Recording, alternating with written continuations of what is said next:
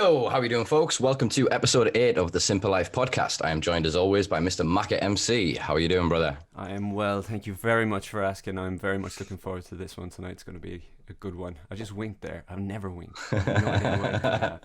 I came across very confident. I like it. Yeah. I like it. Yeah, me too, brother. I've very much been looking forward to this conversation. For those who don't know, we are joined today by Neil Woods. Neil Woods is one of the directors at LEAP UK, or UK LEAP, which is Law Enforcement Action Partnership, formerly Law Enforcement Against Prohibition. We will ask him later why the name change. Neil was one of the most prolific undercover cops in the UK, was sent to infiltrate gangs in various parts of the UK with various substances and various sort of levels of violence within each organization. Following his own diagnosis with PTSD, Neil retired from the force and has since become a drug law reform advocate, a writer and a public speaker, having written 2 books, Good Cop, Bad War and Drug Wars with J S Rafaeli. Without further ado, I'll throw you over to Neil to introduce himself a bit more. Hi, Simpa. Good to see you on here, even though it's just by a screen. It's been a while since we've had a chat. Thank you for that introduction. As you said, I used to work undercover, not in any kind of glamorous James Bond type of setting, more from the ground level up in different inner city areas around the UK. So between 93 and the end of 2006, I would travel around the UK, spending sort of 6 or 7 months mingling with the marginalised people, I suppose it's safe to call them, and manipulating vulnerable people and getting them to introduce me to organised crime figures. And then I would basically buy, for the most part, heroin and crack cocaine, and build evidence of conspiracy against the people who were running the supply in any particular city. So I would sort of climb my way up and just do my best to get as close as possible to the ringleader types. I say that I manipulated the most vulnerable people. That sounds harsh, to most people who've not heard that before, but that's the reality of drugs undercover policing. Vulnerable people are the easiest to manipulate, and that's what undercover policing about. Is the manipulation of people. Now, it's interesting what's going on through the House of Lords at the moment and the Spy Cops inquiry, etc. People really should realise that undercover policing is the nuclear option of policing. It's the nuclear option of covert policing, because it's much more extreme than putting a bug in your phone, putting a camera in your house, because we can make you do what we want. We can make you dance to our tune, and we can influence entire communities. And certainly what I did in vulnerable communities, some of them quite easy to manipulate, I caused a lot of emotional harm to a significant number of people. But during my time, I justified that to myself, that manipulation, that emotional exploitation that I was doing, I call it now weaponizing empathy. What I was doing, I believed at the end justified the means, that I was causing harm to those people, but it didn't matter really, because on balance, the end justified the means, because at the end of the 7-month operation, I caught all these nasty gangsters who were doing all these vicious things. So that's how I justified that to myself. Eventually, I was a bit slow, but eventually the penny dropped that the reason that the streets controlled by organised crime was getting more and more violent every year was actually down to me, the presence of me, and the kind of tactics I was using. And so eventually I had to face up to the fact that this harm was not justified at all, and I was causing real carnage to a lot of vulnerable people, and also directly causing an increase in violence in our society. Mm-hmm. I gotta just say, if you hear some odd sounds, I've got a kitten this summer, and he's chasing one of my older cats, and they're scrapping. So I actually thought that was my cat downstairs. they're jumping over me, and they might start really scrapping in a minute. So if you hear some weird sounds, that's what it is. All right. So my audience would be more than used to that. They've seen my cat come flying across this couch several times. So was there, Neil, was there anything specific that sort of gave you that epiphanous moment? Or was it just sort of something you not necessarily stumbled upon, but sort of accumulated over time? Yeah, it was by increments, really. When I went into it, I was quite gung-ho. I was quite obsessed with the sense of duty, the fact that I had to take these risks and catch the bad guy. And, and I was quite invested in my own ego. I quickly found myself being good at it. I enjoyed the kudos that gave me, the credibility, and walking away from dangerous situations. It was very boosting to one's ego to think, oh, wow, I'm one of those people who can cope with that and walk away fine. So you get so invested in the ability to do it. So it took years, really, but these doubts crept in, and they were by increments. I suppose the biggest one, really, especially when I look back and I consider the brutal reality of it all, and it's probably the one I quote most, is that for the operation I did in Northampton, I was chasing the Burger Bar boys, who are very notorious, genuinely brutal bunch of people. They were really quite horrible. One of them was implicated in 7 different murders. He was the person who sourced these submachine guns in the murder of Charmaine Harris and Letitia Shakespeare only a year before my operation. And they were using gang rape as well as just part of their intimidation of the community. They were really brutal people. So I was invested in catching them, and I went through the process of manipulating those vulnerable people.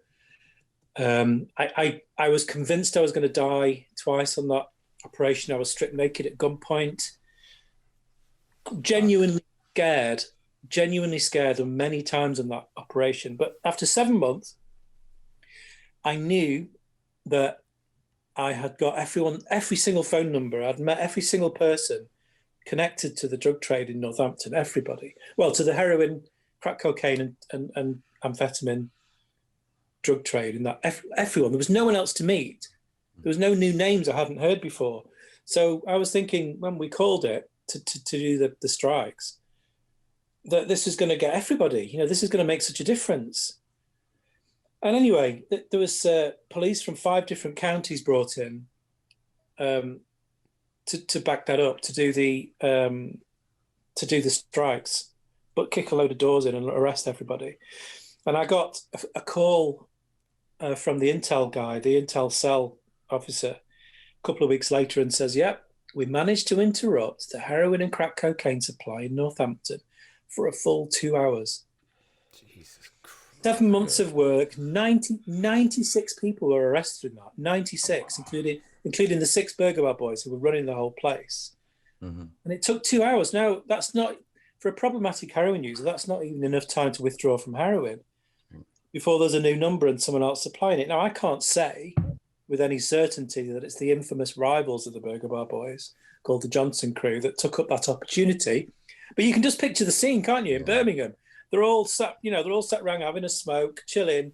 So one of them gets a phone call and they say, "Put the call in, boys. We're going to make a fortune. Yeah. Guess what the cops have done for us?" Mm-hmm. And of course, but it took that really for the penny to drop for me that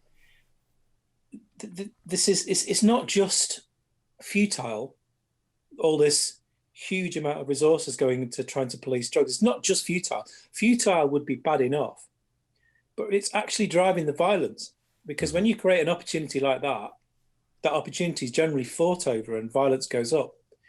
Consumption even goes up because you get, people don't always just compete with violence. They compete with price wars. Yeah. Mm-hmm. It's like you do a big raid in a city, and suddenly it's like the supermarket's like doing 2-for-1 deals for beer at Christmas. Everyone's offering bog offs, or for heroin, it's usually 5 for the price of 4, 5 bags for the price of 4. That's the normal price cutting deal, or something like that. And people think, well, I don't mind if I do. And so consumption goes.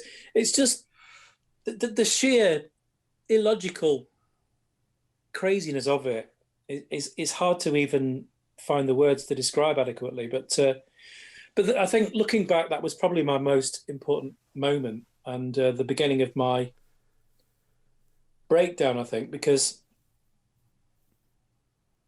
yeah, anyway, it was, that's probably the most important one. But as I say, it was increments, and I was still always resisting my own conclusions, you know. Yeah.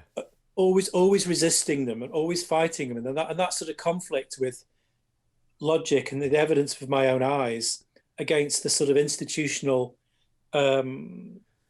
investment in fighting the war, you know? Yeah. Mm-hmm.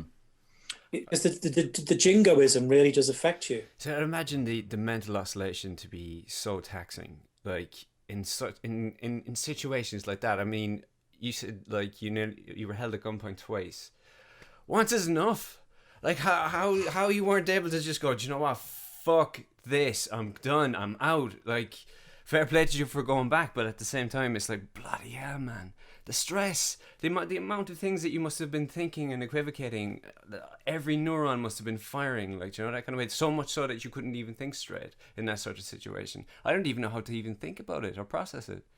Yeah, well, I've only actually been threatened with a gun just the once. But I have to say, actually, the job before that, I got interrogated with a knife being pressed into my groin. And I have to confess, I found that even more disturbing because it's not somewhere you want to feel a knife. No. It really isn't. It's not comfortable.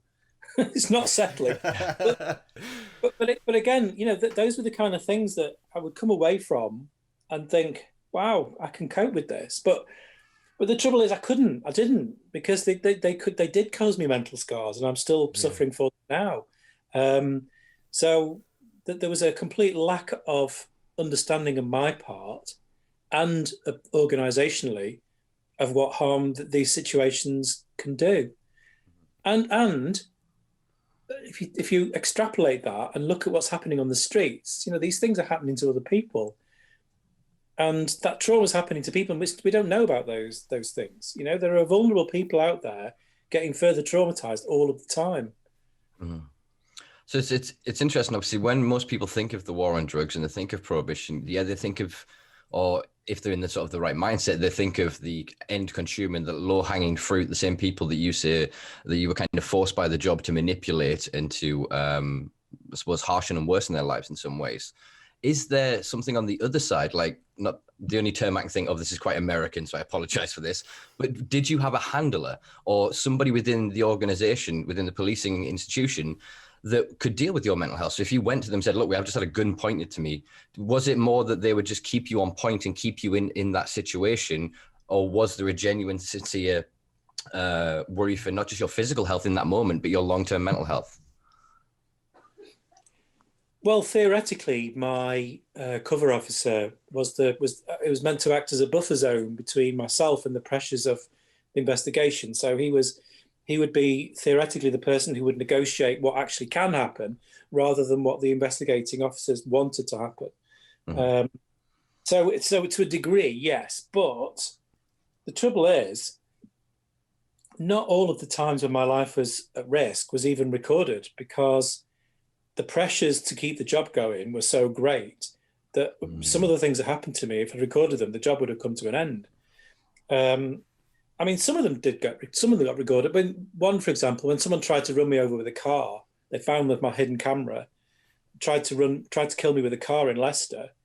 Well, the job ended then, but that was all on video. That was all being videoed, and they could see it. And so the senior investigating officer called an end to the job. Whereas other times when it wasn't recorded, I was encouraged not to report it so that we could keep doing the job. And I was so gung-ho and up for anything, really, that I went along with that, and I broke the rules and lied for the sake of keeping the job going. Mm. I doubt you're the only one. I really highly doubt you're the only one. I really do. Sorry, Simpa, go ahead. I was just going to say, sir, obviously we're getting better. We're not in the kind of place we were, say, after the Second World War with shell shock. We're getting a bit more understanding around PTSD and around complex trauma. Is there a mechanism within the force, because more and more the police, not even just in undercover, but in full uniformed, just community serving, they're facing ever more escalating violence in especially the drug war as a consequence, as I suppose we've you spoken before, the arms race within this. So I'm just wondering a twofold question as to whether there is a mechanism, or there is anybody having that conversation within the force today, and as to whether there is a recognition of what you've acknowledged here today, that within the police force, that policing the war on drugs this way causes more harm to communities than benefit. There is nowhere near enough acknowledgement within policing of the mental health costs. Hang on, let me get this cat. I was trying to... Sorry about that. No, there isn't adequate acknowledgement at all. And there's been a recent review of undercover policing, for example, and the suggestion that greater care needs to be taken of people's mental health. But I'm dubious that it's just a box ticking exercise. There is a real resistance to acknowledging how much both undercover policing affects mental health, but also in the wider awareness of the drug war and what it actually means. The institutions of policing just don't acknowledge or even understand that most of this violence is coming from the war on drugs. That it's just there's a disconnect in so many people. And a lot of that is because there's such an investment in the war on drugs. And whereas we are getting now a significant growth in enlightened police thinking, there are some great police leaders in the UK, some really good cops who do get it and who are advocating change. But there's still a substantial old guard, particularly in the specialism of drugs covert policing, who are very old school and very resistant because they don't see the difference between drug crime and normal crime. So they just see actually our drug laws as the easiest way to catch bad people. And they don't distinguish between the two things. And there's no logic to it really, but there's an institution, there's a very strong institutional belief in that. And there's a resistance to ending those policing powers because they see those powers as the way to catch those people. Stop and search, Section 23, stop and search in the Misuse of Drugs Act is used by many as just the tool to catch that bad person. And, that they see no difference to the person who's got an eighth of cannabis in their pocket as to someone who would steal something from a shop. They don't see the difference. It's just criminal's criminal. So is it is it statistically driven then? Like that's one of the myths, not myths, but that's one of the conceptions I would get from media, is that there's always this demand to hit a certain target in essence. But is that resistance statistically driven, do you think? Or can you say? Well, targets don't exist quite the same as they used to be. And target-driven policing and the way that policing was made accountable was one of the worst things that the Labour government did in the Blair years. It really damaged policing and it really damaged community confidence, because you had the situation where us cops were encouraged to, get arrest numbers, and that meant the drug arrests added to that. But that culture has been dismantled to a great degree now, and there is a difference. But there are people who still treat it as an easy arrest. But there's an interesting culture change, though, that I should point out, that in many metropolitan areas, like Birmingham, London, really busy policing areas, whereas in the Blair years, cops would be congratulated for managing to get 7 cannabis arrests in a week. If a cop arrests someone for cannabis now, they can often be mocked or criticised by their colleagues for doing something that has no benefit and taking the time out of the shift to deal with something that's just an easy arrest, because that puts more workload on their colleagues who are answering calls and doing things which actually have some importance. And so culturally, this is a significant change. That that people will feel the pressure to not do a cannabis arrest because they don't want that kind of stigma of being called the lazy cop, or all you can do is do a cannabis arrest. Oh, well done, you. You know, Yeah. which I find encouraging, and you know, it's an interesting shift, but it's definitely there. Well, I think that forgive me if I may be wrong here, but I would personally feel that potentially in the past several years comes from Durham, because it was Mike Barton, former Chief Constable at Durham Constabulary, who I think it was 2015 or around that point, issued a statement basically saying that he would potentially reprimand officers who were bringing in low-level possession charges. That he would actually, and it really, you could feel the difference on the streets of Durham in the way that the youth and not just the youth, I mean sort of young adults would then consume and congregate. And it didn't increase drug use per se, it just made it safer in a way, because then people were using in different ways, they were congregating and connecting in different ways, so they were actually providing each other education, harm reduction advice around predominantly recreational substances, sort of Mdma and whatnot, but they were actively helping each other out. And I think that saw a culture change to a point of at a club night up here, I can't remember, a few years ago, I remember seeing somebody sell pills to another person and then tell him to take half.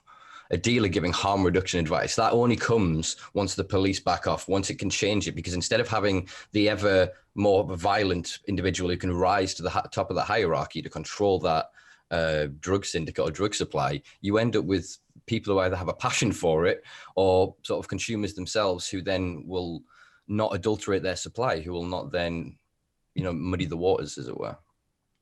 Yeah, I totally agree. I totally agree that you get a cultural shift when the police do back off, and you can't underestimate the influence of Mike Barton and, of course, the late great Ron Hogg, Crime Commissioner, and what they did has had a significant influence in policing. And you know, and we do have other great police and crime commissioners now as well. And you know, and of course he went further. I think in 2017, where he had the symposium, which he got me to speak at, and he announced that, and it was wonderful because the press were there, and he chose his language very, very carefully. He said, "We are decriminalising all drug possession in County Durham. Let me make this clear: no one will be charged to go to court in Durham for a possession of drugs." I mean, that's just incredible. And there was a statement from the Home Office in response that we expect our police to uphold the law, which is a sort of lame, almost Mardy way of responding, really. Yeah, so no, I agree with you completely, and that has had an influence. But you know, there's been sort of pockets around the UK of progressive policing, and I have to say that the influence of Leap UK has been important in that, because there are a lot of police contact us, and you know, a lot of people contact us and say thank you, and we do discuss. We talk with a lot of them. Mm-hmm. So I mean, Leap's obviously made of law enforcement officials or individuals. So you've got quite a broad collection of people. I think on your board you've got a former head of MI5. So you've got people from the policing side, you've got people from sort of courts and the prosecution and legal. So I'm just sort of, is there, I know obviously government's government, but is there much sort of communication between Leap and the Home Office around this? Because it seems that no organization can touch the Home Office to actually have a rational goddamn conversation about drugs, to take evidence to them, sit down and have a conversation about it. I just don't get it. And then we've seen, it was in The Guardian, I think, the other day, and it had come out that Theresa May had blocked potentially up to 4 individuals from getting on the advisory for the misuse of drugs. And I think that there's, in time, we're going to see a lot more of that there's internal mechanisms within government to prevent that. So is there something that can be done in as I suppose, the private sector, as it were, that can help highlight this to the public? Well, I mean, yeah, we do a lot of political advocacy, but just before I answer that, I have to point out Annie, our dear Annie, who's former MI5. She wasn't the head of MI5. She'd laugh at that idea, but yeah. I mean, we spend a lot of time with political advocacy. We spend a lot of time speaking to politicians. We do, and that's important. But much more important than the political conversations is the social movement. And we're not, you know, people sometimes talk about how difficult the Home Office is, or how immovable they are. Well, yeah, they're going to be immovable until the majority of politicians want change. And that's not going to happen unless we make the social movement grow.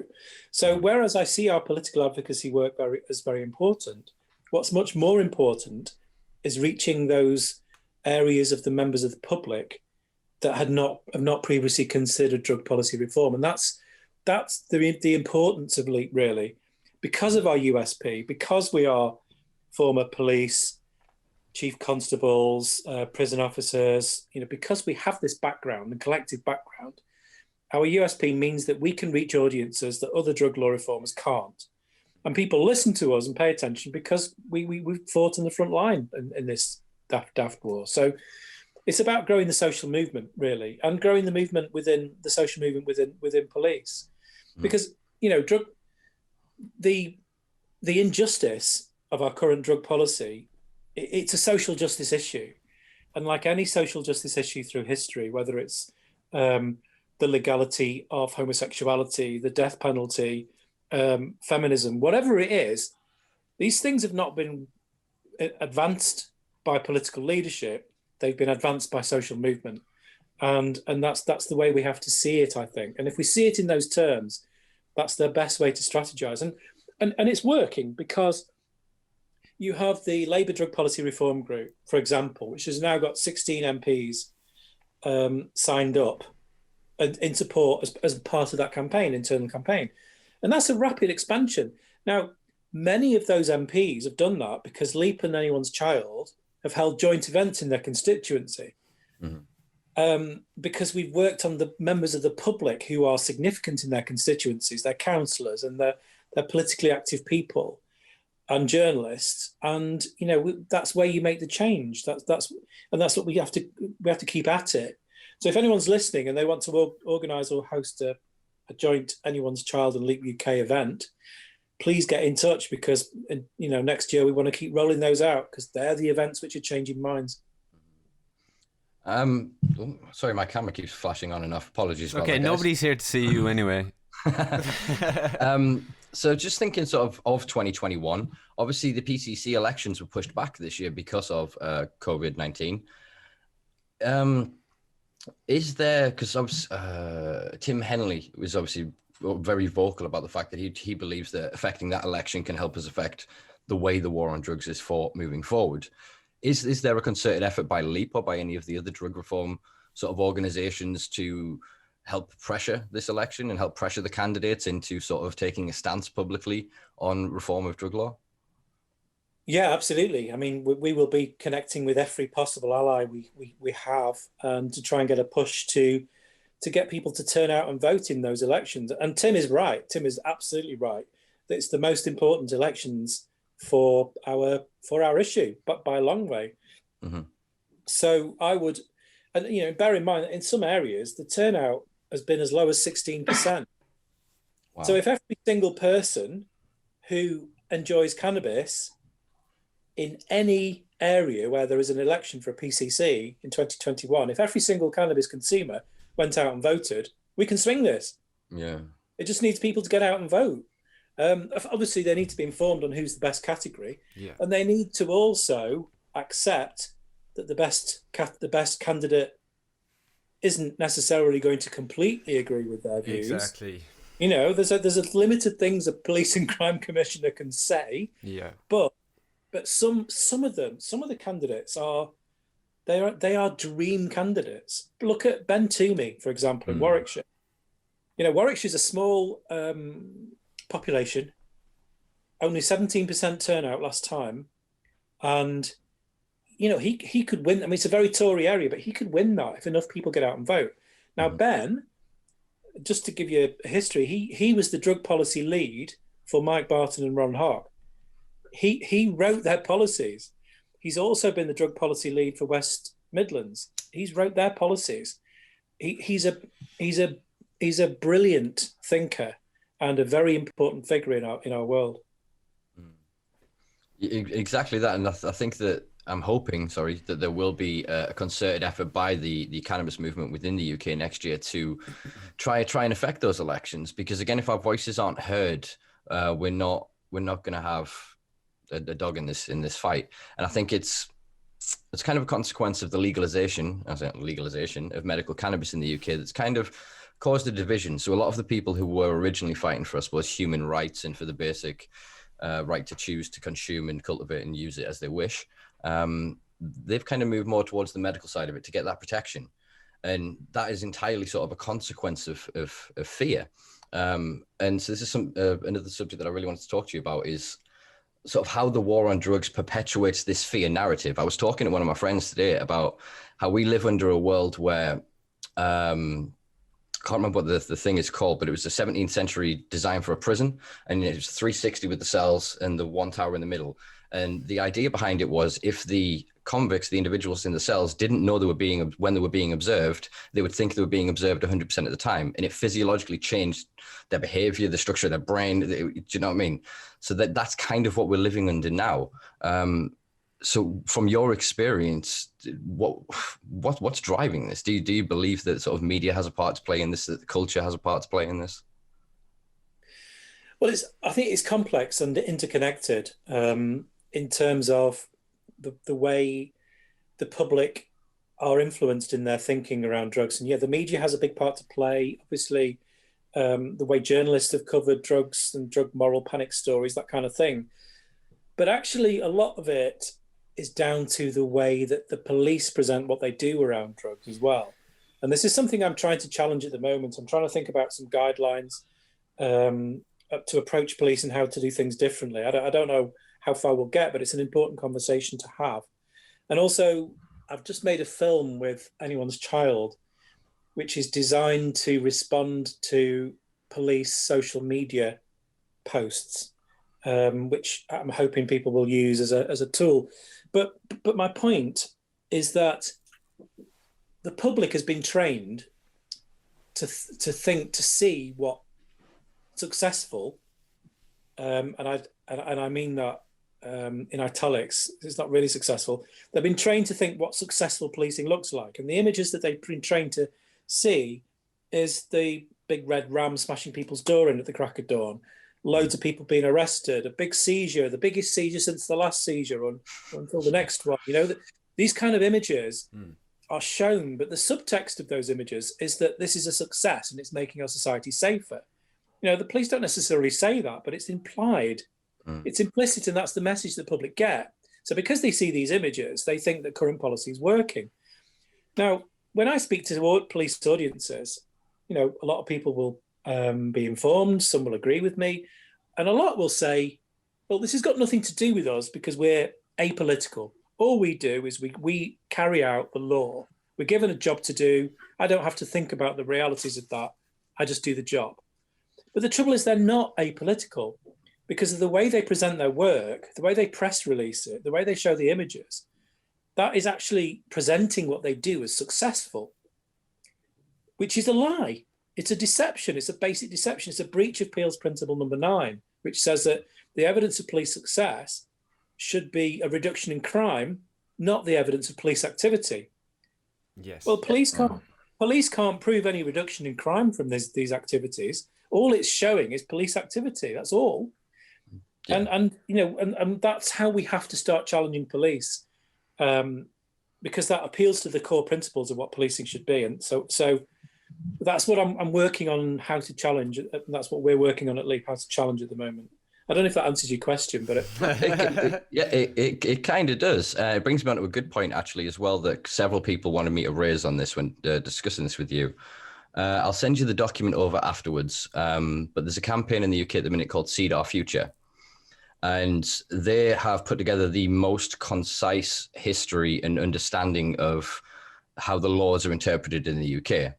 They have put down a challenge and are currently challenging it in UK courts at the minute. A few drug driving cases, few possession and cultivation charges. And they're asking the CPS for the foundational evidence for the scheduling of cannabis. The CPS, having responded to freedom of information requests along with the Home Office and all of the constabularies, stated they don't have access to this. The Seed Our Future organization has put together this document stating that the police are in violation of PACE Code G.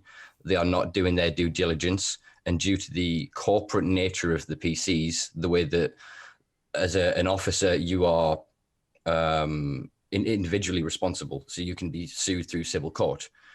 They are basically putting together a system to try and negotiate a de facto decriminalization with the police, because obviously a lot of campaigns have gone for the politicians to try and directly change the law.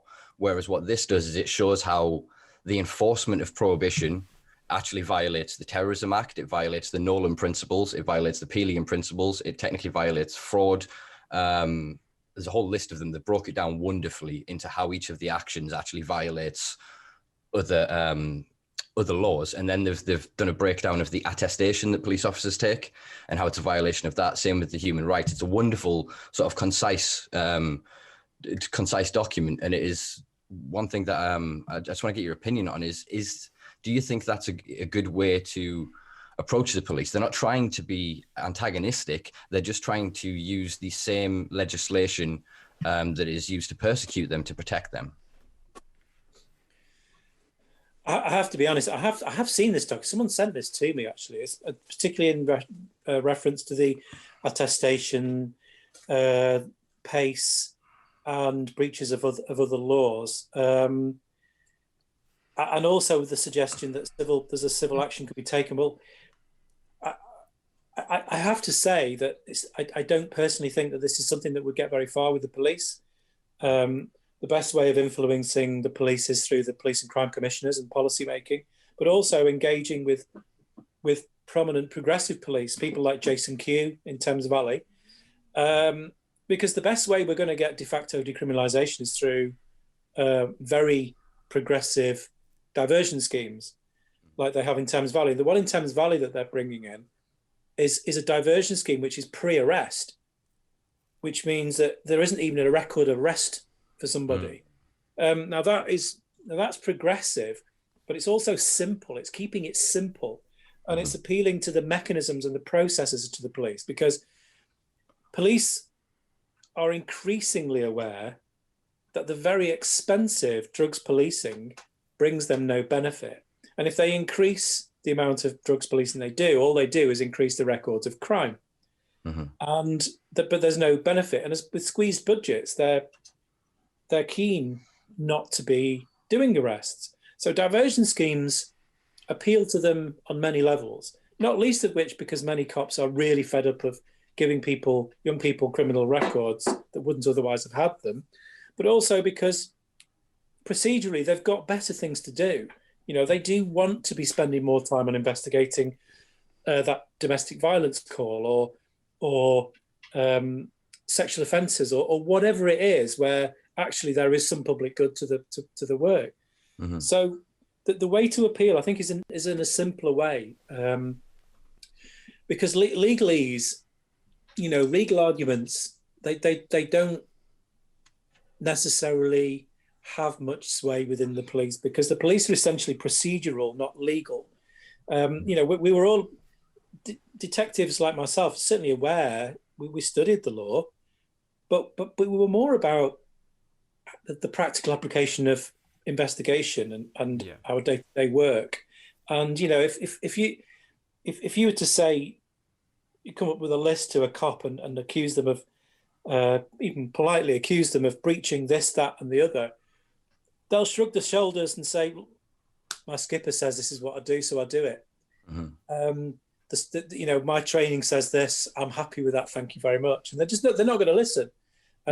And there is risk as well. There is great risk in causing antagonism between drug policy activists and the police, which can damage the relationship that some of us already have and are developing with the police in terms of a more practical and simple way of getting to where we want to be, if that makes sense. Yeah. I think obviously if you look at the approach, say, CanCard has taken, they've been directly negotiating with the Police Federation. So would, say, a de facto decriminalization position, could that potentially come down from the Police Federation? Or would it have to be, as Ron and Mike did, an agreement between the Chief Constable and the Police Crime Commissioner?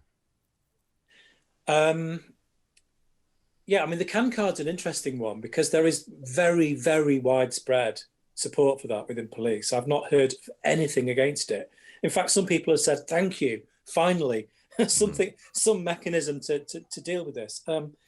and it's interesting the Federation are behind it, but the Federation have taken a reforming position on drug policy for the last 3 or 4 years. And they even have a lead on drug policy. They even have someone on their board nominated as responsible for drug policy. Now, 10 years ago, I would have laughed at that idea, that you've actually got someone to think, even, to be responsible for it. And he's Simon Kempton, and he does have reform views. So generally, the Federation is behind it, and the right communication with the Federation can definitely pay dividends at some point. But, there are conversations going on at every level. Federation ranks detectives or chief inspectors responsible for regional heroin crime, like Jason Q, and at the top level, ACPO rank and Police and Crime Commissioner. So it's just a matter of wherever you think your influence is or wherever your connections are, the more conversations that are going on, the better it will be. Not least of which, because the more conversations we have, the more we make it clear that drug use is normal, it's not going away, and those people who use different drugs in your community are part of your community. And police do need reminding of that. They do. Yeah, polite reminding of it, not go catch nonsense, which is the go-to thing on social media. It's like, do some real crime. I'm sure they're fucking trying to do it, mate. That kind of way. They're just caught up in this process as well. You can be polite about it. Yeah, too true. And I think that is something that is massively missing, is that just because a person chooses to consume a substance, it doesn't make them any less human. It doesn't remove their freedoms and their rights. And I think there's still a huge stigma, even in the drug consuming community. So in the cannabis community, majority of people I still talk to will call a heroin consumer a smackhead. They will speak derisively, and they will perpetuate the same stigma that they themselves face for being a cannabis consumer and project it onto others. And I think the same is then true of, unfortunately, a lot of the reform organizations. They will then get into their single subject, single issue, and anything outside of that, you're a bad person because of what you engage in. And I think that fractulated moralization of the argument really stops a lot of the lived experience activists, as it were, the people who've actually gone through the system at the bottom, who've now stabilized themselves or got into a position where they can then fight against it. They then end up almost disempowered by it. So I suppose what I wanted to ask is, what can, sorry for the way this sounds, civilian organizations do to get a better footing with organizations like LEAP, with the Police Federation, with MPs in general, and actually have their voices heard and be taken seriously? Yeah, well, you make a very good point there. I completely and wholeheartedly agree with you, and I'm glad you've made that observation about different groups. There's too many people sort of advocate the legal regulation of their own, or decriminalisation of their own drug because they like it. And that's and it does cause damage. It means that the drug law reform community is not united, and removing prejudice from the argument is important.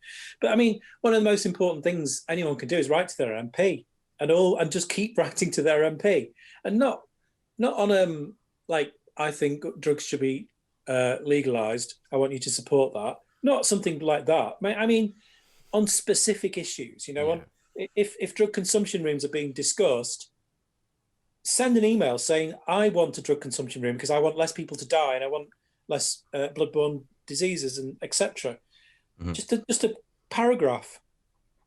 MPs, all the MPs I speak to will say that they take notice of emails and letters much more than anything else. They take notice of what their constituents are doing, and people can, and it doesn't take long. You don't have to have a rant of like pages and pages. A short message on a very specific issue, it has massive influence. It really does. And nowadays, if it's a Conservative MP, you can say, please have some contact with the Conservative Drug Policy Reform Group. If it's Labour, you can say the same about the Labour group. You've got somewhere to direct them, and connecting people with those organisations and reminding them that they're there. That's building the web on which the social movement sits. Interesting. We should have some more internal discourse then, like calendar based, in that kind of way, when certain things like PCC Is there another C in there? I think there's another C in there. Elections are happening. I find that there isn't enough discourse that carries across any of the communities, whatever it be, cannabis communities or whatever, to actually go, look, here's the process. It seems daunting, but actually, you just as you Neil gave an example of, these are small little bits that you can assemble and put together and just put them out. But we do need people like us, and I'm putting us in this boat, to actually champion it and shout about it and just go, look, that's up next week. Have you done this yet? Polite reminders, like, you know, that kind of way. Yeah, we should probably do that. Sorry, that's. Well, yeah, there needs to be intergroup and inter-organization communication, and I think that part of it is obviously then going to be algorithm based, so that we're limited by communities. But then part of it is still the stigma of groups not wanting to associate with each other, not want to be tarred by the same brush. Ooh, I'll fight for cannabis reform, but them heroin users. Ooh, you know. And while that shittiness is happening in this country, while we're legalizing medical cannabis and doing LSD, MDMA, and DMT trials in this country, Scotland has now got an intravenous drug death rate 3.5 times higher than the rest of the UK. You know, you've got we've got a note over here. Where is it? A 10% fold increase in HIV in the past 10 years in Scotland. Half of the deaths of homeless people in 2008 were also due to overdoses. It's the situation is getting ridiculous. And there's a guy up there at the minute, a guy called Peter Crykant, who's doing the safe injection van, who hopefully will be a future guest very soon. Yeah, I'd love to talk about that. Is there any support, officially, unofficially, from what you know within police channels for that kind of movement?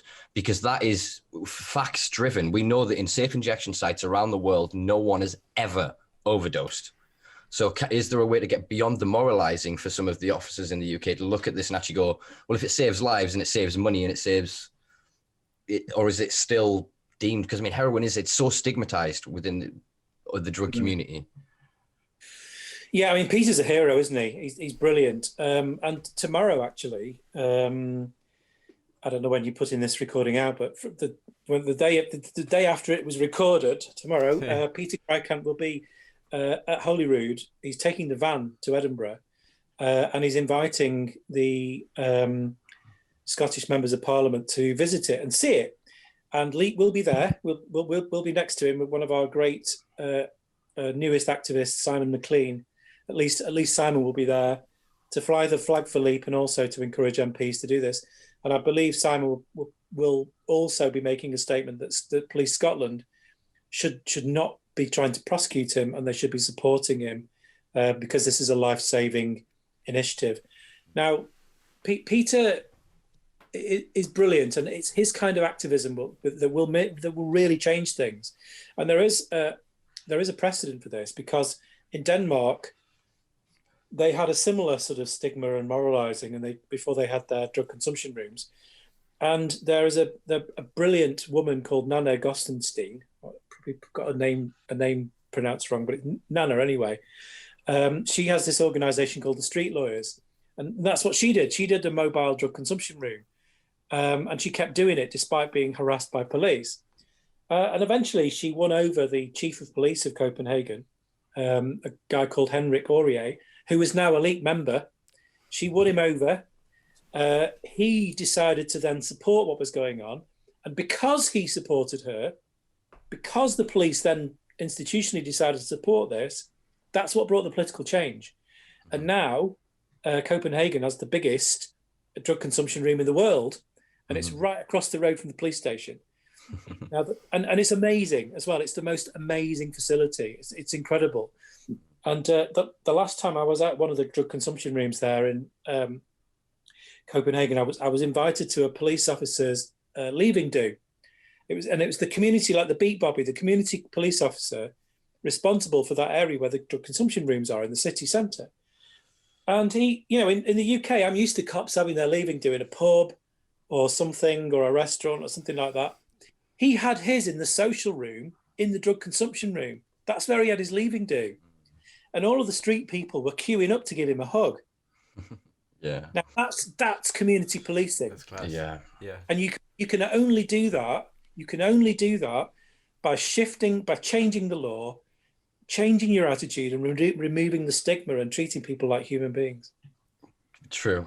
And I just want to put out for anybody listening or viewing this, supporting of drug consumption rooms for drugs you don't personally consume is the way you get your drug legalized, is the way you get access to it. If you can support reform around heroin, which is so globally stigmatized, yes, partly, I suppose, to what we'll get onto in the next question about government's control of international drug trade, but also that if we can get the reform around that, then we will get everything else along the way. So if we remove the stigma and the moralizing from one, we remove it from all, and we can have that rational conversation. And I think that is that's something all drug activists, all drug consumers and advocates should really take to heart. I'm aware that we're a bit time conscious, so I'm going to try and combine two questions, I suppose, here, Neil. Tinfoil hats at the ready, folks. So global drug trade. Obviously, things like the Iran-Contra scandal, where the CIA were shown to be supplying crack cocaine to inner cities, America, to fund the Nicaraguan rebels, is obviously quite a big story that's well documented. There's been several books and a major Hollywood film about it. There's been a lot of people investigating very similar things since. Obviously, there is a stance that a lot of people take against the Afghanistan war, which ended up being to secure poppy fields effectively. So I just wanted to get, from your experience and from the sort of knowledge that you have, what thoughts you have around the resistance internationally against reform of drug laws because of the amount of slush money that can be made from various governments controlling of the illicit sale of drugs. Yeah, I mean, that kind of influence is massively overstated. You do get corruption, and you do get government agencies doing that kind of thing, as historically you've just described. But you've got to remember the sheer scale of this market. This is half a trillion a year industry at least. And we've got members at Leave UK who are military who have policed the poppy fields in Afghanistan, and their experience has brought them around to our way of thinking. And we have had people on the ground. I'm on the board for Leap in the USA as well. And one of the board members, Inga, she's done a lot of work in Afghanistan, a lot. And I know lots of other people who have. And believe me, this is not governments keeping the status quo for the sake of making money. This is international cartels. International cartels may have influence here and there. They've certainly corrupted entire nation states like Guinea-Bissau, obviously Mexico, and certain parts of Brazil. But to say that it's a conspiracy, that it's never going to be legalized because governments are making too much money from it, that's just as you say, I'm afraid that's a simplified and a bit tinfoil hat, as you say, if you forgive me for referencing that, because there's a lot of cartels and some government figures, maybe here and there, making a lot of money from this. But we've got to remember that the people who are most resistant to change are the gangsters making the money from it, and this is about criminal networks, not government conspiracy. There is, of course, corruption. I could pick any country across Europe, Denmark, for example, Norway, Finland. They've all had scandals where people high up in their drug squad have ended up being part of organized crime groups. But that's because the value in the illicit drugs market makes corruption inevitable. Absolutely. I've come across that corruption. It's one of the reasons I'm passionate and feel that I am duty bound to keep fighting this and keep talking about this, because this corruption is just it risks destroying our way of life. And if you have any doubt about that, look at just the extent of Mexico. I was speaking to someone who grew up in Mexico only 20 years ago, and they felt safe. They go back now, and it's just full of fear. And this has happened in a relatively short space of time. Now, us in our stable democracies have a tendency to feel too smug that we're a world apart from the corruption of Mexico or Guinea-Bissau, but we're only going in one direction. It's not getting better until policy changes. That's an important thing to note. And that corruption will continue not just to erode our criminal justice system and its associated mechanisms, but also other parts of government. And, you don't need to be the tinfoil hat type to see just how far that corruption could potentially go. Mm-hmm. I suppose on the other flip side of it is the legal trade of it. This is another argument that some people will make, that governments don't want to reform illegal substances that they themselves can sell as legitimate medicines. So we've had this argument for a while in the UK. I still believe we are still counted as the world's largest exporter of medical cannabis. We're also the world's largest importer of medical cocaine, and we have a lot to do with most of the heroin trade around the world, and we have done for fucking hundreds of years. So I suppose that was just a point in and of itself. My question is, what's the best strategy moving forward here? We seem to have this polarized debate in the world at the minute of legalize or decriminalize. I have a lot of issues with decriminalize because, yes, it may help the end user, but it does nothing to clean up supply. It does nothing to regulate and to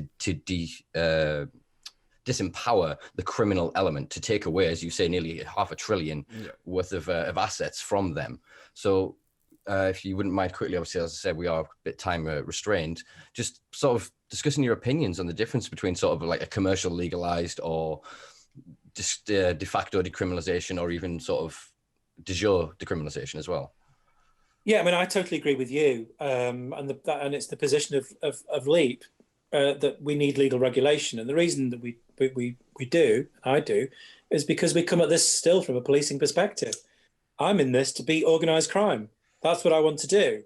And you can only do that by legally regulating and legitimising the markets. Now, I can understand, though, the position of many of our allies. So, for example, we work closely with the IDPC, Release, and they don't take the same view. They believe that legal regulation will further marginalise and create difficulties for people who are already marginalised in this situation. They fear the overbearing weight of capitalism, and that is a risk. That is a risk. But even in the worst, nightmarish, most capitalist, monopolised, regulated markets, that's still better than organised crime exploiting 12-year-olds to deal heroin and keeping it up their arse when they transport it.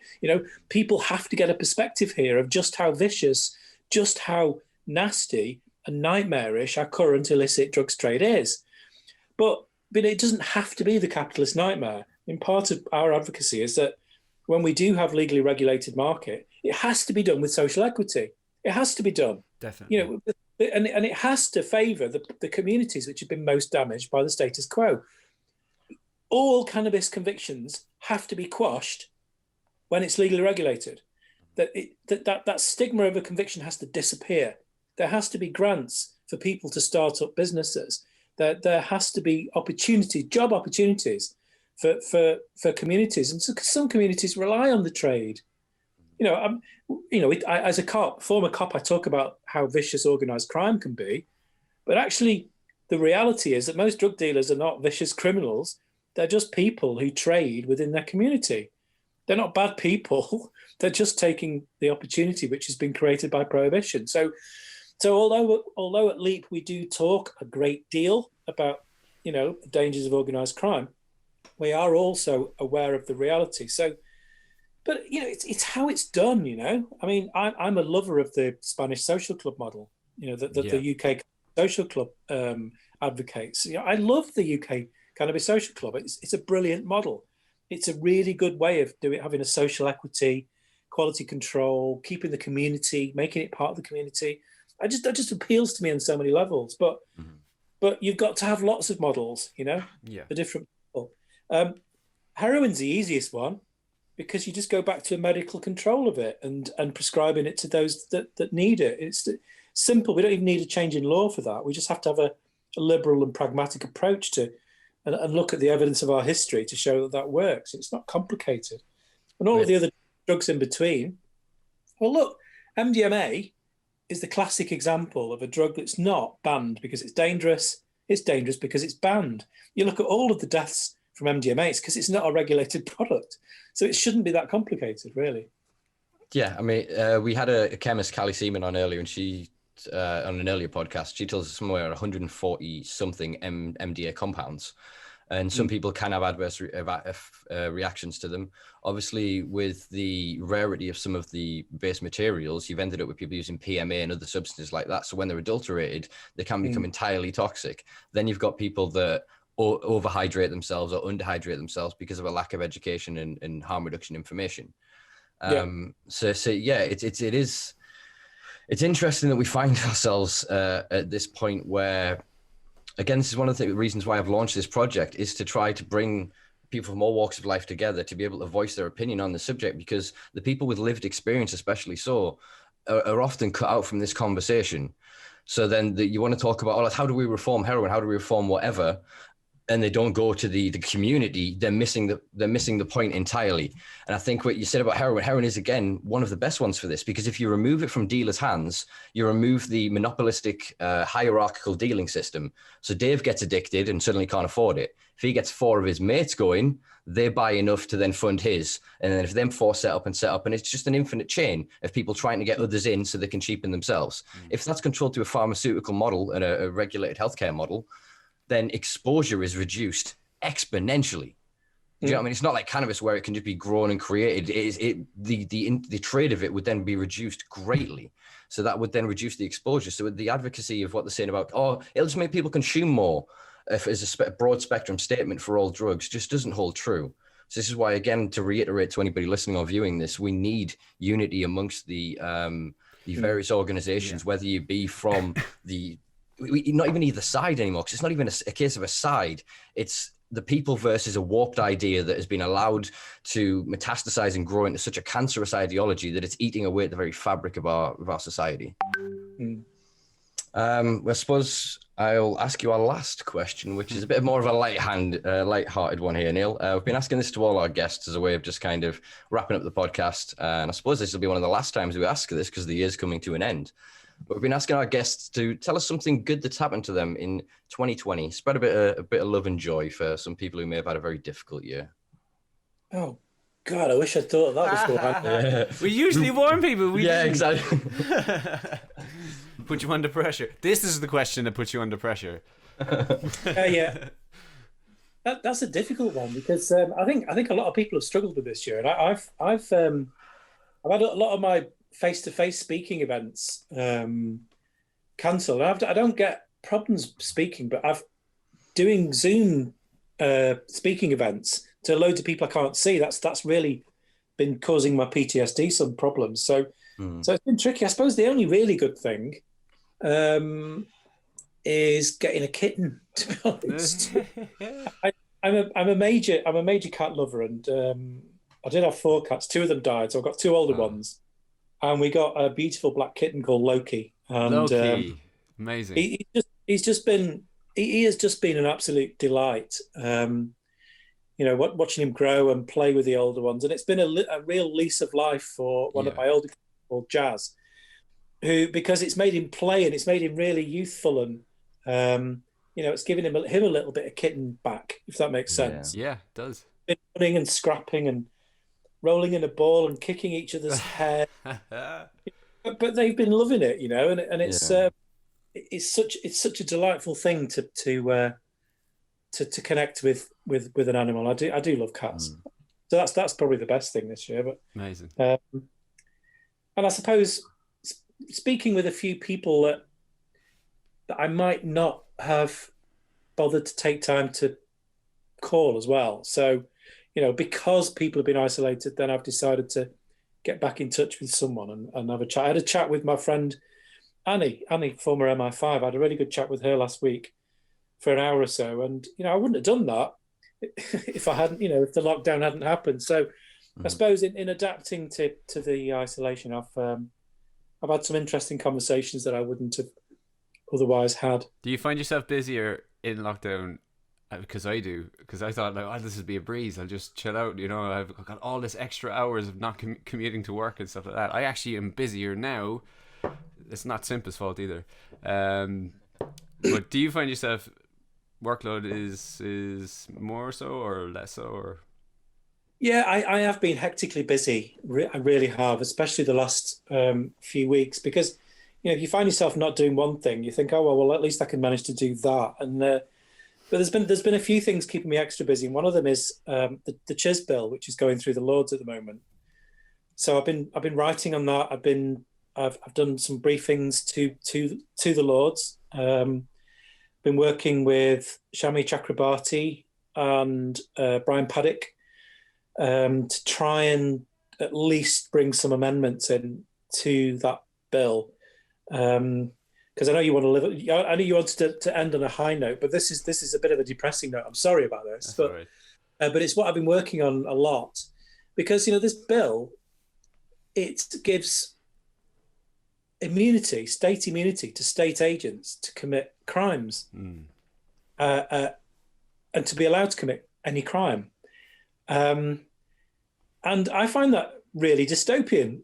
It's horrendous. It's the perfect gift to any future autocratic government. Now, there was no resistance to it at all in the Commons, none.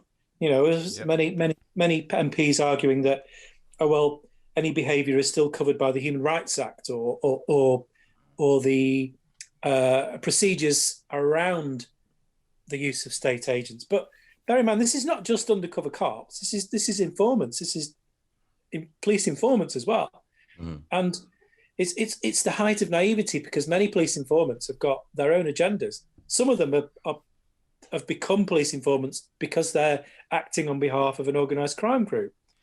To get rid of rivals, and the idea that these people are going to be given state immunity, it's horrendous, and the whole bill is a nightmare. So the amendments we're trying to bring in are to make sure that any vulnerable person or child under 18 has representation from an appropriate adult, and believe it or not, a 16 or 17-year-old. A 17 or 18-year-old doesn't have to have an appropriate adult. And there's very little oversight about what defines a vulnerable person to decide whether they have an appropriate adult present when the police use them. And, cops are manipulative people. Source handlers are manipulative people. So this is a nightmare. And the other amendment that we're trying to get brought in is to remove the immunity from prosecution from the Act. So that will be fought out in the first week in January. So I don't know if this goes out before then, but if anyone can tweet and retweet things from Jenny Jones, who also we're working with, and Brian Paddock, and any of the other people, Stella Creasy as well. Stella Creasy has been one of the main voices in this, the main really hardworking, trying to influence peers on this topic. She's been brilliant. So just to let people aware that there are quite a few people working against this, and there's very disappointing coverage in the press about this huge piece of legislation. Not surprised. Yeah. Well, obviously, I think we've run out of time, but this will be going out next Monday, so I think that's trying to look at it. 19th of December. So I'd love to have you on again in January to discuss, because there's still quite a few more things related, especially to that topic, that I would love to cover. In the meantime, though, I think because we've done quite a short episode, we will let yourself go, and me and Maka we'll chat some shit for a little bit. But Neil, it's been a pleasure, honestly. You have earned your dinner tonight. Thank you for making the time to talk to us.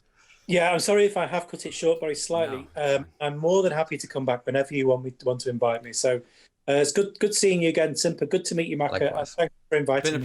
Been a pleasure. I've got loads more questions for you. So we're definitely having you back.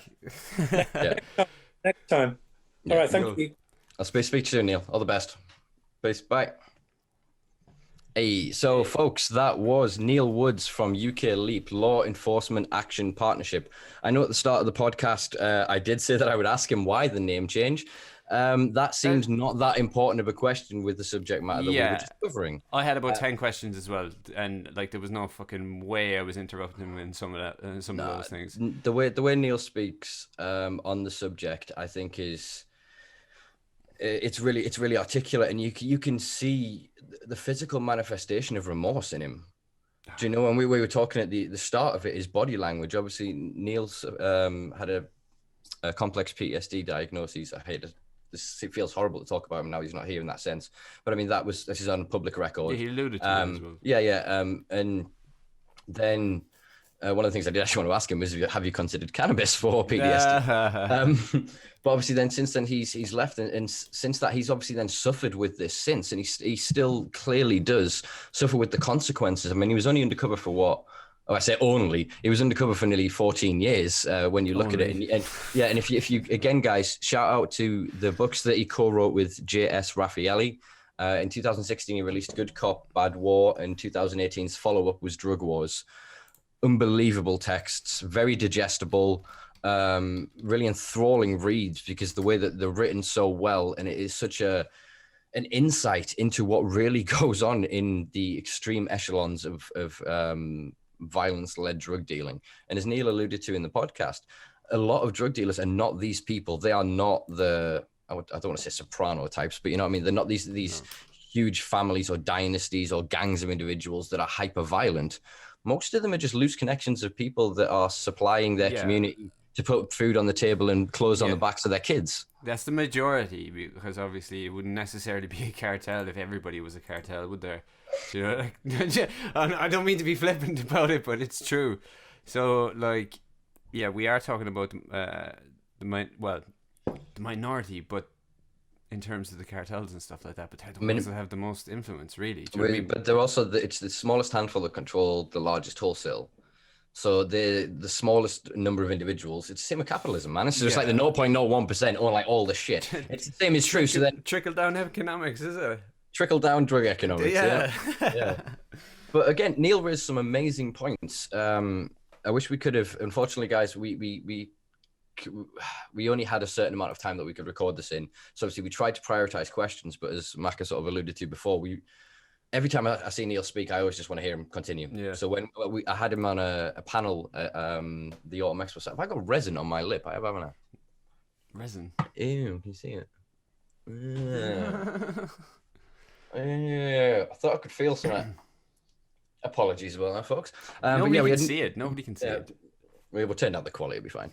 So my camera keeps cutting on and off enough anyway. That fucking camera. I was looking at you going, fucking hell, he's going to punch that thing. I swear to Christ. I was trying not to look at you. I was like doing this without actually physically doing it. I was kind of, just look at Neil. Just look at There you go. I don't know what's wrong with it. It's so temperamental. Guys, for you watching at home, Mac may appear better quality. I'm actually in 4K on a GoPro Hero 5. That's right. Mac is on a 30 quid Chinese knockoff, and it is never fucked up. This thing every other week gives me 17 different headaches. In this instance, you don't get what you pay for. But no, that was great. I mean, there was loads I wanted to talk to him about. There really, really was. But I think we should probably just leave it, because the people that will be listening to that may have never actually heard of him before, and to hear about interrupting the drugs trade at almost the highest fucking level for 2 hours after spending 2 years of his fucking life. 7 months. 7 months. Sorry, I'm useless with numbers and dates and shit like that. That's all right. I'm pretty good. You get the point, though. Do you know what I mean? Exactly. So then, for listeners and viewers of this, that is your first introduction. By all means, please follow what Neil's work at. And you may have you'll have heard him reference a lot of people you may not have known. Yeah. We obviously can't tag everybody underneath, but please, by all means, do research into these projects and the various things that are going on, because there is actually a large movement for reform. The issue is in the UK, as I alluded to in the podcast when we had Neil on a few moments ago, is that the current consumers and the people that don't fall into the recovered category, as in they haven't hit sobriety and are now sort of going in that position, they're not really listened to as much in this. They're somehow their voice is ignored. So any organization that's out there that is consumer based or that is made up of people with lived experience, by all means, please reach out, because I want to get as informed on the subject as possible. We want to give a platform to as many people on this subject as humanly possible, because I know a lot of you folks will have followed us over from previous work that I've done around cannabis, or have just come from the cannabis community in general. But as we said, the support for the reform of heroin, the support for the reform of crack, meth, anything you can think of is the same fight. It is the same fight. But it's also what we were talking about in the previous episode with just me and you, about this progressional facade. Do you know what I mean? It's like, oh, let's just sort this little bit out, And, you know, leave the stigma there for everybody else. So to say cannabis is next or whatever, just leave the fact that, you know, oh, your man's a cokehead or whatever. Not that I would ever fucking say that about anybody, but that you can see almost by omission, it's left in there. It's just, oh yeah, leave it go, you know. And and that's what we need to. That's what we need to not be fooled into as well, by having some sort of self-validation or merit that comes from the fact that whatever your chosen substance of choice is, then it's everything's hunky fucking dory. Do you know what I mean? And that doesn't necessarily count just for cannabis. That's alcohol and tobacco, I guess. You know what I mean? If that's what you wanted to do for some reason, and not needed to do because of addiction, but you know. Yeah. Again, it's, as I brought up several times in the podcast, and I have done in several pieces that I've written in the past, and anytime I've basically spoken on stage about this, is to self-perpetuate from one community of reform a stigma onto another as a way of deferring the persecution from above is just deflection. We're not doing anything to stop that persecution. You're allowing the institution to get away with hating on people and maintaining course, man. Do you know what I mean? Yeah. In whatever effective model that you put it at, or even if you wanted to put it in some capitalized thing where, you know, we're making money from the war on drugs, and so we need to limit this and not, you know, go full on reform because we're going to lose out on all this money or whatever. So what we'll do is dig the fucking clause in and go, grand, you can have this, but we're still going to make all the money off of this over here. It's fucking nonsense. It's nonsense. This is it. This is one of the questions that I've got quite an extensive lists on my wall here, folks. You can't see them, but I've got 2 pieces of A4 paper covered in notes, because there was just so much I wanted to talk about with Neil. Luckily, he will give us the time basically whenever he can, so you will see and hear Neil a lot on this podcast moving forward. Definitely. But one of the things I wanted to talk to him about was the difference between production and cultivation. We alluded to the thing when I mentioned about the tinfoil hat and the governments, which I thought was very well answered by him. What further question I wish I could have taken the time to ask was that when police move from a cultivation to a production charge of cannabis, they can then you can do a seizure of a forfeit of assets. So then they can take anything that you own. They can take your bank accounts, they can take whatever and say it's proceeds of crime. Yeah. So there is still a perverse incentive for them to do that. If you then look at, you said before about having your cake and eating it effectively with cannabis. So the cops on one hand are quite happy to celebrate CanCard and medicalization and people to be deferred from criminalization at that level, but they're still very happy to target the couple of thousand plant grows. Well, yeah, sorry. I thought you were going to make a different point. I was reacting to a different point. I was like, don't be presumptuous. Yeah. And then now you've got me off guard completely. Fuck him. But that's fine. I'm just going to make something up and fucking and go gibberish on it. So I'm going to throttle this camera. No, that's right. What I'll suggest though is that I don't know. I mean, how much more do you want to talk? Because we've just put out an episode of just me and you, and I'm sensitive to the fact that people might be fucking sick of us. People love us. That's why they're only here for the guests, man. Nah, you'll see. People enjoy our crack, man. That's why the platform works. Half of me is starving. Wait, you've earned your dinner in Ireland. So all right, we can do another 5-10 minutes. It'd be grand. Yeah, so... Well, I wanted to sort of bring up, admittedly, we had a conversation beforehand, and I was like, I wanted to bring up, you know, alcohol as a comparative in terms of how detrimental it is in society versus cannabis, and how policing attitudes are slightly different and whatnot. And that's a result of, you know, the system. And obviously it relates to what we've just talked about as well. Another sort of... self-validating merit that is commonly used is like, well, alcohol is legal, that's fine then, isn't it? There's no problems with that. That's kind of why I wanted to bring it up. Obviously I'm butchering the shit out of it now, and we don't have to talk about it now because there's so much to talk about. Wait, is it go ahead. I was just going to put as a loose thing on it that we have the attitude we have around alcohol because we've already done alcohol prohibition. The Puritan movement that began at the end of the 19th century in America that then led to alcohol prohibition in the I want to say 18th Amendment, but I might be wrong here, guys. 18th or 19th, one of them, to the American Constitution that then banned alcohol. You then saw thousands upon thousands of deaths, people dying from drinking pure ethanol. You know, you saw then smugglers and bootlegs. You saw what then became the modern international smuggling from alcohol. Yeah. They then decided what was best after several years in debate and whatever else, and a lot of pressure from companies like Bacardi, or the family Bacardi that then got the rum deals, etc., to then change the law on this. And doing so, we now accept that 5%, World Health Organization statistics, 5% of all annual global deaths are now directly attributable to alcohol consumption. So we're in a position where that is allowed to be okay, and it's not even a scheduled drug. Alcohol and tobacco are not treated like scheduled drugs. They're not scheduled in the international systems. So that can happen, but cannabis has to remain in the schedules that it's at, having never been provable to have anyone to have died. And then you always hear the joke of, like, was it, I'm trying to think who said it. I want to say it's Woody Harrelson or someone like that said that if a lot of kids grew up with stoned fathers instead of drunk fathers, they wouldn't have seen a lot less violence. Because it's fucking true. If you then want to talk about the consequences of excess consumption of alcohol to what it then does to the brain, well, we spoke in a previous podcast that it's a neurological retardant. Yeah. When the brain ceases to function, when you fire neuron to neuron, thought to thought to thought, when you hit a block, the typical response of the brain is anger.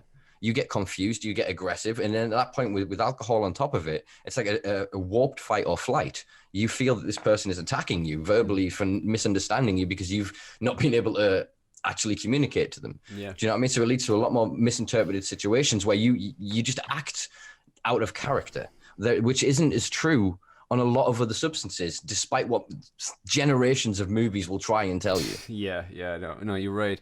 I mean, I read an article, I think it was it yesterday? Might have been yesterday, where I can't remember the actual headline, but it resulted anyway in this person getting 14-year restraining order against his partner for obviously domestic abuse, continual domestic abuse, because that is important. Because when I read it, I was like, okay, like, surely this happened once. No, this was a series of things that escalated. But I mean, to a point where I think the guy, he was absolutely smashed or whatever, sat on the bed of his partner, and played loud music, obviously in an effort to antagonize or whatever. And it was quite clear, you know, alcohol, as you've just said, you can get there very fucking quickly. Do you know, that kind of way? Sat in the end of the bed, fucking raging, playing the music. Oh, she's asleep in there or whatever. And she obviously kicked him off the bed, as you fucking would do. Do you know, that kind of way? And he dragged her out, got her on the fucking ground, and started kicking her in the face. In the fucking face, man. And I'm going, like, obviously the loose comparative would be, try doing that in a joint. You'd be like, you just stay downstairs and fucking watch the telly or something, like, yeah, fuck that, or whatever. Yeah. But what I'm saying is, it's like, I think the 14-year restraining order, like, should have been first time. It's like, that's you done with that person. Fuck you. What are you doing? You can't control yourself on this substance. Grand. And not only that, sorry, I'm on one here. I am. But it's I was thinking about it the other day. It's like we have and this was something I was going to swing by very loosely to Neil as well, is we have a sexual register or whatever if you're a predator. Maybe that's in America only, I'm not sure, but no, we have a sexual registration. Yeah. But is it obligatory if you move to a new area to inform people that you are on that register? I think in some states you have to do that.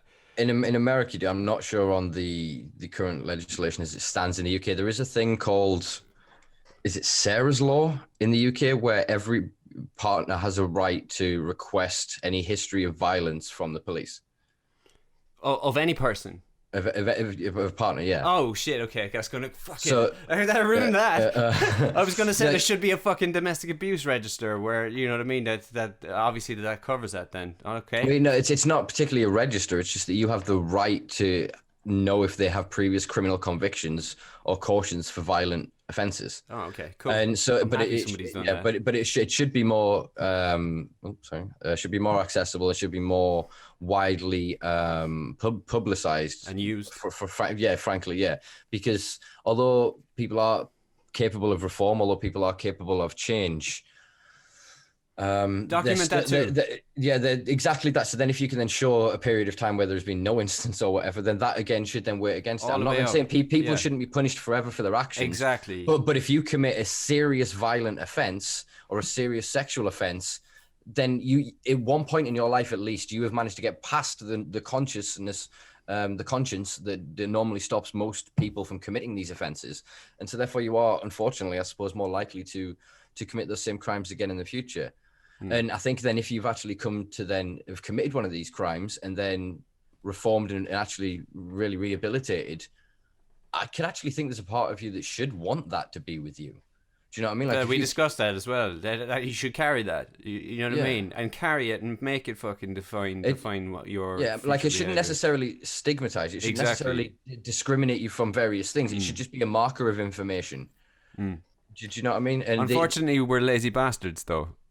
Which not only that we're lazy bastards, I think it's the up until this point, I mean, geez, the past few years have really changed in terms of the way policing strategies and the idea of what governments should hold in terms of data and what they can actually do. Obviously, that's changed a lot in the past 2 decades, actually. If you think about sort of post 9/11, basically, there was a lot of various different law changes across the world.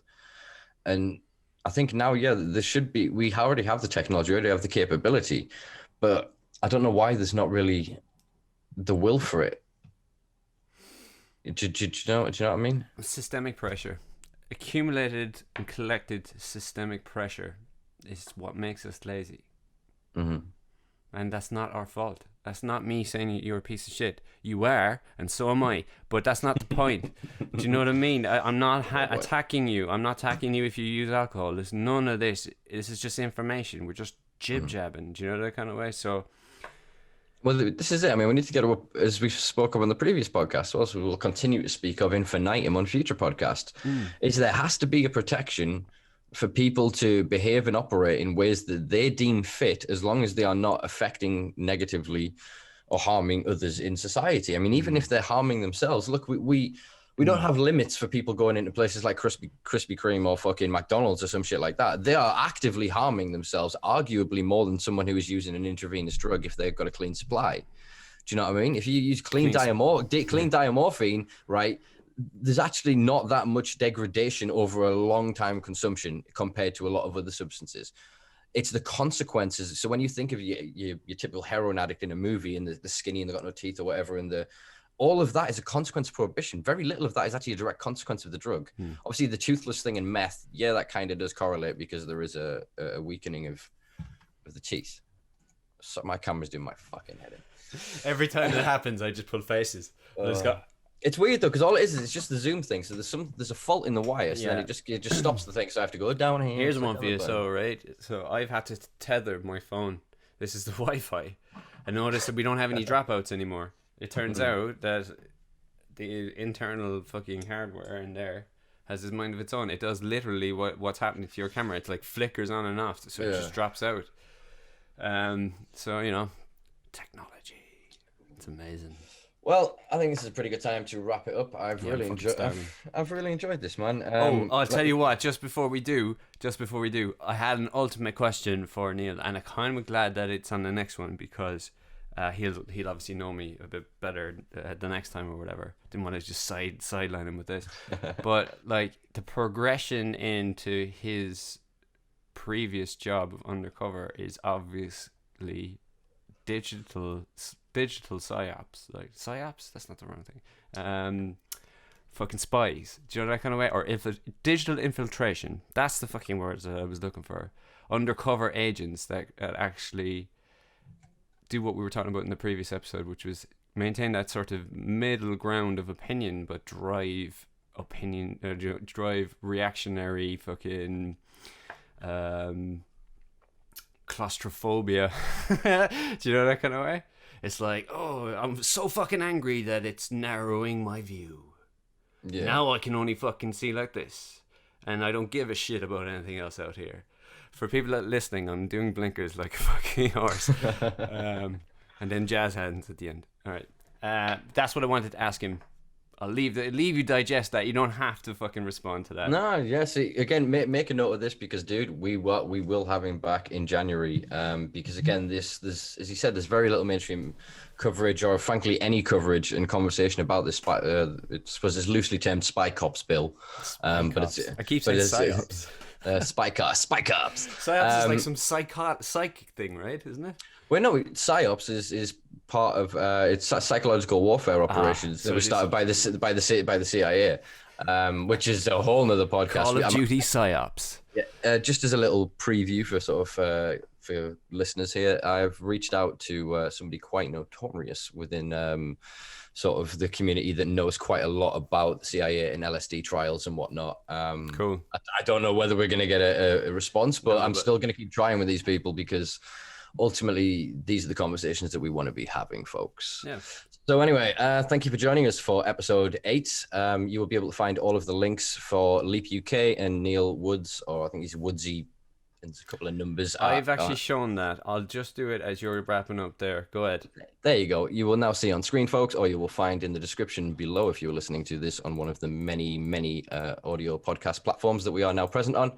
If you enjoyed the show, as always, please do check out patreon.com/the Simpa Life if you are interested in supporting what we do and helping us grow as a platform. As always, find us everywhere on social media at the Simpa Life. And maybe not see me next week because I'm going to smash this camera. It's been a pleasure, folks. Maga, as always, I've enjoyed this. I will see you for the next one, brother. Definitely. Peace and love, guys. Bye.